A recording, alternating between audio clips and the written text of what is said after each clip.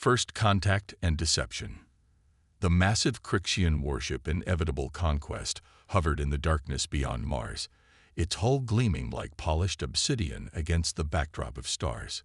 Grand Admiral Vexar stood on the observation deck, his forearms clasped behind his back as he studied the blue-green planet that hung in the void ahead. "Primitive," he said, mandibles clicking with satisfaction. Just as our scouts reported. His second-in-command, Commander Zith, approached with a data tablet. "The humans have detected our presence, Admiral. They're broadcasting messages in their various languages, requesting communication." Vexar's compound eyes flashed with amusement. "Of course they are. They see our ship and tremble.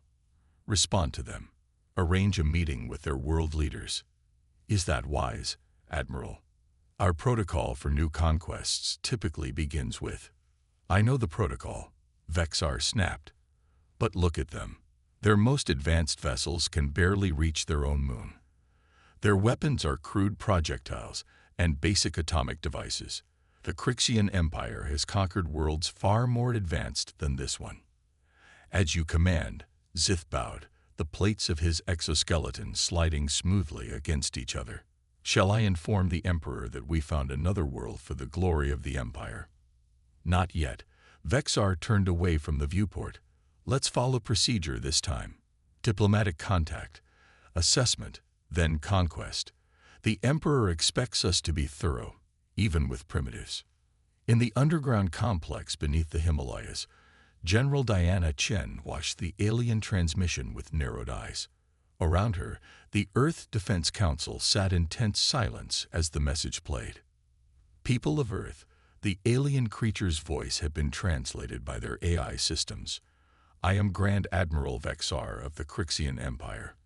We come in peace and wish to establish diplomatic relations with your world. We request a meeting with your global leadership within 3 of your Earth days." When the transmission ended, the room erupted in voices until Chen raised her hand for silence. "They think we're primitive," she said, a small smile playing at the corners of her mouth. "Good. Our deception is working." Director Jonathan Reeves of Global Intelligence adjusted his glasses. "The satellite network is successfully hiding our true technological level. As far as they can detect, we're exactly where we should be. Early space exploration, limited weapons technology, and fractured global politics." "And our actual capabilities?" asked President Amara Okafor of the African Union. Chen nodded to Chief Science Officer Dr. Weizhong, who stood and activated a holographic display in the center of the table. "Since we discovered the Talian ship crash in Antarctica 30 years ago, we've made extraordinary progress," Dr. Zhang said. "Our quantum shield technology is operational and can protect all major cities. The gravitic weapon systems are deployed throughout the solar system, disguised as research stations and mining operations. Our fleet of advanced warships remains hidden in the underwater bases and lunar facilities." "And they suspect nothing?" asked Chancellor Schmidt of the European Federation. "Nothing," Chen confirmed. "Our intelligence suggests the Crixians have conquered dozens of worlds. They follow a standard procedure, diplomatic contact to assess the target's capabilities, then overwhelming military invasion if the world is deemed conquerable." President Luis Garcia of the American Alliance leaned forward. "So we play weak, let them think we're easy prey, and then spring the trap when their invasion fleet arrives." "Precisely," Chen nodded. "We've spent 30 years preparing for this moment. The Talian records warned us about empires like the Crixians, species that see the galaxy as theirs to take." "What about the diplomatic meeting they've requested?" asked Premier Lai of the Asian Confederation. "We give them exactly what they expect," Chen replied. "A collection of squabbling nations, barely able to form a unified response. We'll have representatives from the major powers meet them, display our most advanced technology, and act appropriately awed by theirs. A dangerous game," Chancellor Schmidt muttered. "If they discover our deception early." "They won't," Chen's voice was firm. "The Talian records indicate that the Crixians are methodical but arrogant. They've conquered so many worlds that they've become predictable. That will be their downfall. Dr. Zhang cleared his throat. There is one concern. While our technology has advanced tremendously, we've never actually engaged in combat with an alien species. Our simulations are based on the Talian data. But theory and practice are different things. Chen finished for him. I know. That's why we need to ensure the first strike is decisive. We won't get a second chance if we fail. But theory and practice are different things. Chen finished for him. I know. That's why we need to ensure the first strike is decisive. We won't get a second chance if we fail. The council members exchanged glances, the weight of their decision heavy in the air. We've prepared for this for 3 decades, President Okafor said quietly. Built defenses, united our world in secret, developed technologies that would have seemed like magic to our grandparents. If we surrender now, we know what awaits us. Subjugation at best, extinction at worst. One by one, the council members nodded their agreement. Then it's decided, Chen said. We proceed with Operation False Flag. Our diplomatic team will meet with the Crixians in 3 days. Make sure they're well briefed on their roles. As the meeting ended, Chen remained behind, studying the holographic image of the Crixian warship. It was impressive, certainly, nearly 2 kilometers long, bristling with what their sensors identified as energy weapons and shield generators. But the Crixians had no idea what waited for them beneath Earth's oceans, inside the moon, and hidden throughout the asteroid belt. Let them come, she whispered to herself. Let them all come. The diplomatic meeting took place in Geneva, Switzerland, deliberately chosen to showcase Earth's most advanced diplomatic facilities. The Crixian delegation, led by Commander Zith, arrived in a shuttle that landed with precision on the prepared landing pad. The Earth diplomats, representing the major power blocks, greeted them with rehearsed wonder and trepidation. Dr. Eliza Washington led the human delegation, playing her role perfectly, intelligent but naive, curious but cautious. Commander Zith, she said, extending her hand before remembering that the alien might not share the custom. On behalf of Earth, welcome to our world. Zith's mandibles clicked in what the humans had been briefed might be amusement. The Crixian Empire is pleased to make your acquaintance. Dr. Washington, we have much to discuss. The meeting proceeded exactly as General Chen had predicted. The Crixians asked probing questions about Earth's governments, military capabilities, and technological development. The human representatives gave carefully crafted answers, painting a picture of a world still struggling with unity, with militaries focused on fighting each other rather than external threats, and with technology that was advanced by Earth standards but would seem primitive to a spacefaring civilization. Commander Zith offered vague promises of technological exchange and cultural cooperation, empty words that the Earth delegation pretended to receive with gratitude and excitement. Your world has much potential, Zith said as the meeting concluded. The Crixian Empire sees Earth as a valuable potential partner in this sector of the galaxy. We're honored, Dr. Washington replied, knowing full well what partner truly meant in the Crixian lexicon. We hope this is the beginning of a long and peaceful relationship between our worlds. As the Crixian shuttle departed, Dr. Washington's diplomatic smile faded. She touched the concealed communicator in her ear. They bought it, she said quietly. Completely. Back aboard the inevitable Conquest, Commander Zith delivered his assessment to Grand Admiral Vexar. The humans are exactly as our scouts reported, Admiral. Technologically primitive, politically divided. Their most advanced weapons are nuclear missiles with limited range. Their space capabilities are negligible, a few orbital stations, some primitive lunar outposts. No significant off-world presence. Vexar's upper limbs twitched with satisfaction, their industrial capacity. Substantial, but focused on consumer goods and fossil fuel extraction. Their military production is significant only by their own standards. Resistance potential. Zith's mandibles clicked dismissively. Minimal. They would be overwhelmed in the first wave of our assault. Their nuclear weapons might damage a few ships if they're lucky, but our shields can handle such primitive attacks. Vexar moved to the command console and activated the ship's secure communication system. I will inform the Emperor that we have found our newest subject world. Send word to the fleet. We begin standard conquest protocol in 30 Earth days.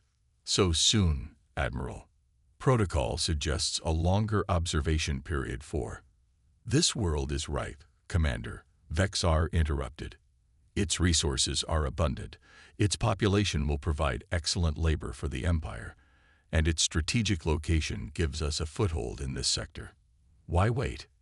As you command, Admiral. Zith bowed and departed to relay the orders. Alone on the bridge, Vexar studied the holographic representation of Earth rotating slowly before him. Another primitive world for the glory of the Crixian Empire. The conquest would be swift, the resistance futile. The humans would never know what hit them. Deep beneath the Pacific Ocean, in the submerged vase designated Poseidon, General Chen received the intelligence report from their quantum sensors monitoring the Crixian communications. They've taken the bait, she announced to her command staff. The invasion fleet has been summoned. Arrival estimated in 30 days. Colonel Marcus Jackson, commander of Earth's hidden aerospace forces, leaned forward. How many ships? 10,000, Chen replied calmly, though the number sent a shiver through the room. Including 500 capital ships similar to the one currently in orbit. The rest are support vessels, troop transports, and resource extraction ships. 10,000 ships, someone whispered. 10,000 targets, Chen corrected. Begin final preparations. All defense grids on standby. Planetary shield generators at ready status. Fleet crews to combat stations. She looked around at the determined faces of her staff. This is what we've prepared for. This is humanity's moment of truth. As the commanders dispersed to their duties, Chen remained at the central command table, studying the projected path of the incoming Crixian Armada. 3 decades of preparation were about to be put to the test. The greatest deception in human history was approaching its climax. The Crixians thought they were invading a primitive world. They were actually flying into the most elaborate trap ever conceived. The invasion begins. 30 days after the diplomatic meeting, the skies above Earth darkened as the Crixian invasion fleet arrived. 10,000 ships materialized from faster-than-light travel in perfect formation, a testament to the military precision of the Empire. From the flagship Imperial Dominance, Grand Admiral Vexar observed the blue planet with satisfaction. A magnificent sight, he said to his assembled command staff. Another world for the Empire. The invasion plan is ready, Admiral, Commander Zith reported. First wave will consist of 200 destroyer-class ships to eliminate their primitive orbital defenses and military installations. Second wave will deploy atmospheric fighters to target their ground-based military facilities. Final wave will land occupation forces in their major population centers. Time to completion, Vexar asked. Approximately 12 Earth hours for total military victory, Zith replied confidently. Perhaps another 48 for complete pacification of major population centers. Excellent. Begin the operation.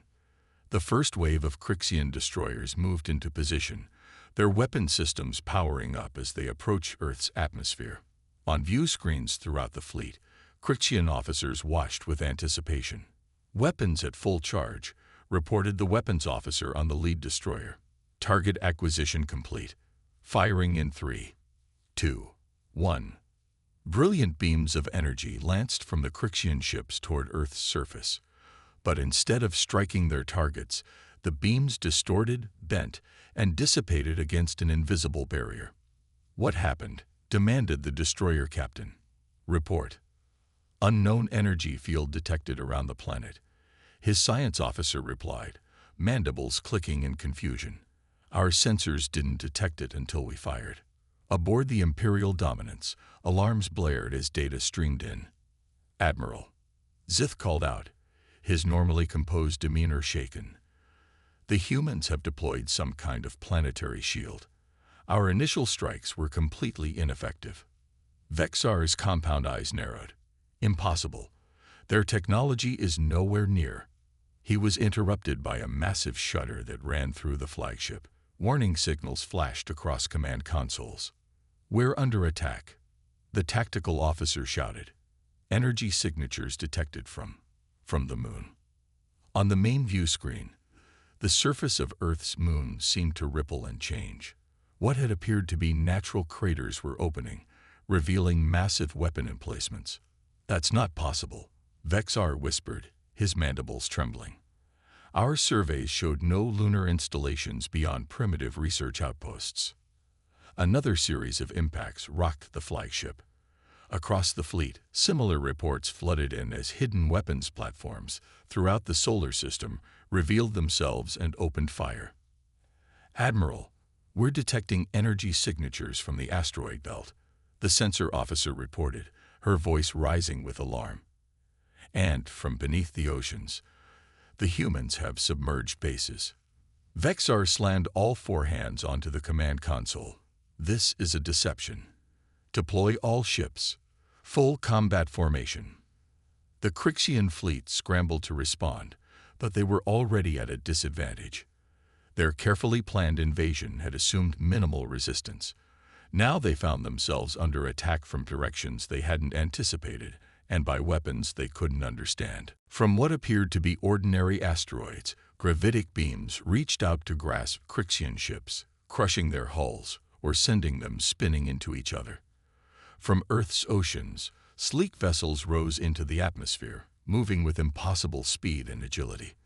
From the moon, massive energy weapons continued to fire, each shot claiming another Crixian vessel.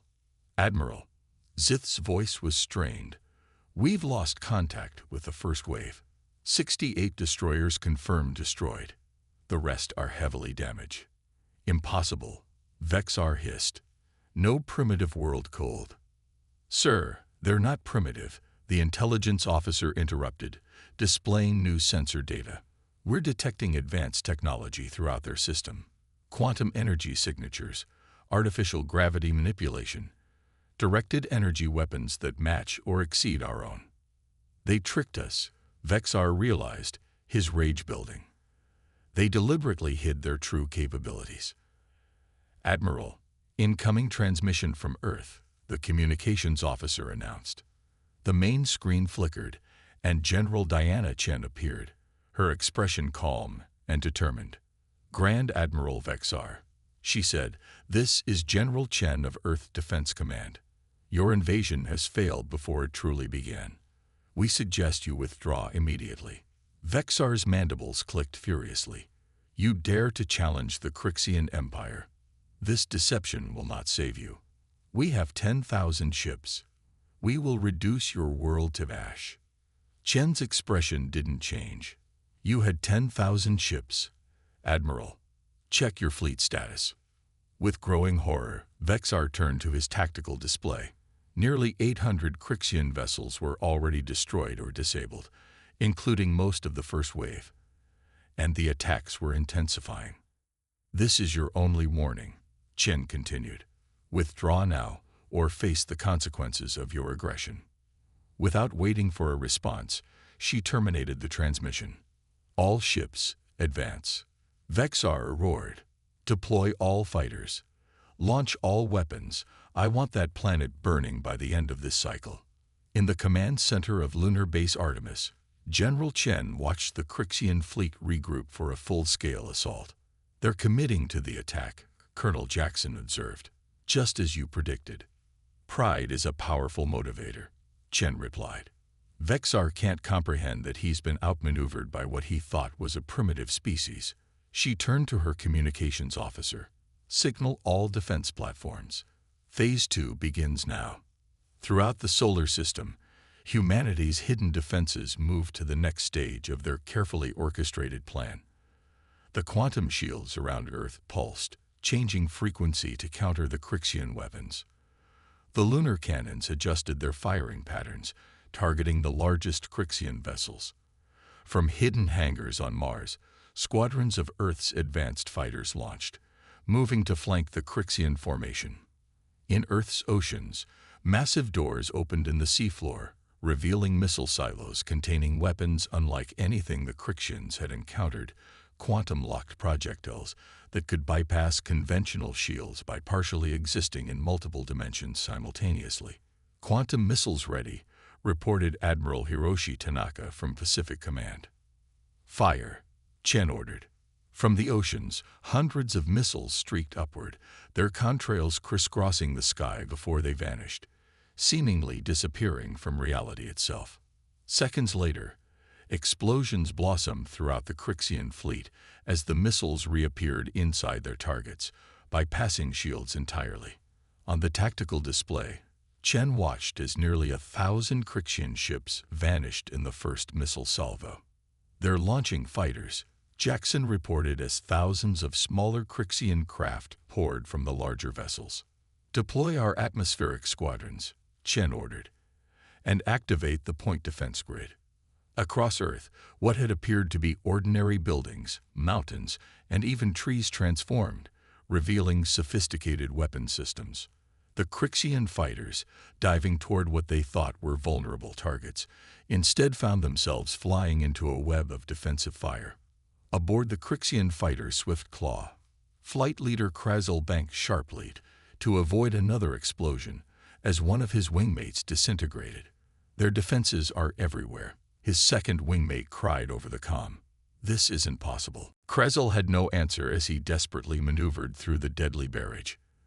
Their mission had been simple: target a human military base in a region called Nevada. But as they approached, the very landscape had come alive with weapons. "Pull up," he shouted as the ground below seemed to ripple, revealing massive anti-aircraft emplacements. Energy beams lanced upward, catching another fighter and turning it into a brief fireball. Krazel yanked his controls, trying to gain altitude, when his sensor panel lit up with new warnings. Above, a squadron of human fighters dove toward them, sleek, black craft that moved with impossible agility. "Evasive maneuvers," he ordered, but it was too late. The human fighters fired, not with energy weapons, but with some kind of strange projectiles that his sensors couldn't properly track. The last thing Krazel saw was a small silver object seemingly phasing through his fighter's shields before everything went white. "Admiral, we've lost contact with 70% of our fighter squadrons," the tactical officer reported, her voice shaking. "The humans have some kind of shield-penetrating technology. Our defenses are useless against it." Vexar stood motionless, watching as his mighty invasion force crumbled around him.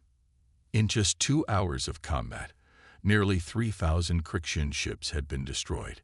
The remainder were in disarray, their formations broken, their coordinated attack plans in shambles. "How?" he whispered. "How could we have been so wrong?" Commander Zith approached, his exoskeleton scarred from damage when part of the bridge had collapsed earlier. "Admiral, we must withdraw. The Empire cannot afford to lose this fleet. We can return with reinforcements, with new strategies." "No," Vexar roared. "I will not retreat from primitives. Prepare the Nova Cannon. We'll show these humans the true power of the Empire." Zith's compound eyes widened. "The Nova Cannon. But Admiral, at this range, the backwash will damage our own fleet as well." "Better to lose ships than honor," Vexar snarled. "The humans have humiliated us. They will pay with their civilization." On his command, the Imperial dominance began to reconfigure, massive plates shifting on its hull to reveal the Empire's most devastating weapon: a cannon capable of inducing artificial solar flares by firing directly into a star. The resulting radiation burst could sterilize half a planet. "Nova Cannon powering up," the weapons officer announced. "Targeting Earth's sun. Firing solution in progress." In Lunar Base Artemis, alarms blared as sensors detected the energy buildup. "They're preparing their Nova Cannon," Dr. Zhang reported urgently. "If they fire it at our sun." "I know what it does," Chen cut him off. "Activate the Talion device." Zhang hesitated. "General, we've never tested it at full power. The consequences are better than half our planet being irradiated," Chen finished. Do it now. Zhang nodded and entered a complex sequence into his console. Deep within the lunar base, a device reversed engineered from the crashed Halian ship hummed to life. Unlike the weapons and shields that humanity had developed from Talian technology, this device had been built to the exact specifications found in the Talian records. Its purpose: to create a localized disruption in the fabric of space-time. Device activated, John reported. Creating dimensional fold now. On the Imperial dominance, Vexar watched with satisfaction as the Nova cannon reached full power. Target locked, the weapons officer announced. Firing in 3, 2, 1. The massive weapon discharged, sending a blinding beam of energy toward Earth's sun. But halfway there, the beam seemed to bend, twist, and then vanish into nothingness. What happened? Vexar demanded. Where did the beam go? Unknown spatial anomaly detected. The science officer replied, frantically analyzing the readings. Some kind of fold in spacetime. Before Vexar could respond, the Imperial dominance shuddered violently. Warning signals blared throughout the ship. Admiral, the tactical officer cried. The Nova cannon, its energy is being redirected back at us through some kind of spatial distortion. Vexar had just enough time to look up at the view screen, where he saw his own weapon's energy emerging from a rippling distortion in space, aimed directly at his flagship. The Imperial dominance erupted in a blinding explosion that took 300 nearby Crixian ships with it. Humanity strikes back. The destruction of the Crixian flagship sent shockwaves through what remained of the invasion fleet.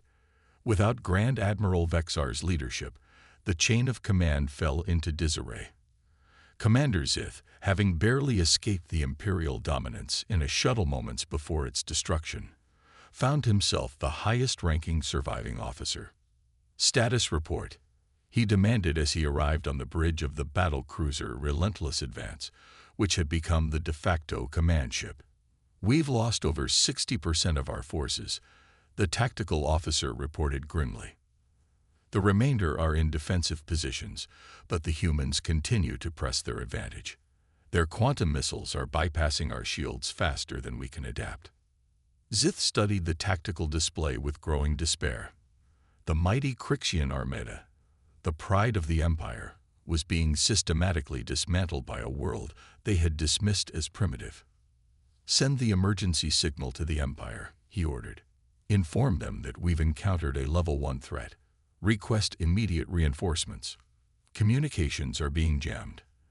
The communications officer replied. We can't get a signal beyond this system. Keep trying, Zith insisted. In the meantime, consolidate our remaining forces. Prepare for a coordinated withdrawal. Before the orders could be relayed, the ship's sensors detected a new threat. Multiple spacecraft launching from Earth's moon. The sensor officer reported. Hundreds of them. Thousands. On the view screen, Zith watched in horror as a vast fleet of human vessels emerged from hidden bases on the lunar surface. Unlike the smaller craft they'd encountered earlier, these were capital ships, warships that rivaled Crixian cruisers in size. That's impossible, he whispered. Our intelligence indicated they had no deep space capabilities, no capital ships. Sir, the tactical officer interrupted. They're not maneuvering to block our retreat. They're advancing toward Crixian space. Zith's mandibles clicked in confusion. They're launching a counterattack against the Empire itself. Aboard the EDF Prometheus, Fleet Admiral Sarah Rahman watched as Earth's hidden armada assembled in lunar orbit. 5,000 ships, ranging from nimble frigates to massive dreadnoughts, all built in secret over 3 decades. All vessels report ready for Phase 3, her executive officer, Captain James Miller, announced. Rahman nodded, her eyes fixed on the tactical display showing the remnants of the Crixian fleet. Begin the pursuit. Don't let them regroup or escape. But remember, we need prisoners and intact ships for intelligence. What about the strike force? Miller asked. Launch is scheduled, Rahman replied. General Chen's orders stand. We end this today. As the main Earth fleet engaged the remaining Crixian vessels, a special task force of 100 of Earth's most advanced ships broke away, forming up around the flagship Retribution. Their mission was not to defeat the invasion force that was already well underway, but to strike directly at the heart of Crixian power. In Lunar Base Artemis, General Chen watched the battle with grim satisfaction. The Crixian invasion had been crushed, their arrogance turned against them, but she knew this was only the beginning. The Talian records were clear, she said to Dr. Zhang, who stood beside her. The Crixians won't stop with one defeat. They'll return with a larger force unless we convince them that Earth is not worth the cost. Chang nodded. The strike team is ready. The dimensional fold generator has been installed on the Retribution. They can create a passage directly to the Crixian homeworld. And the package, in place.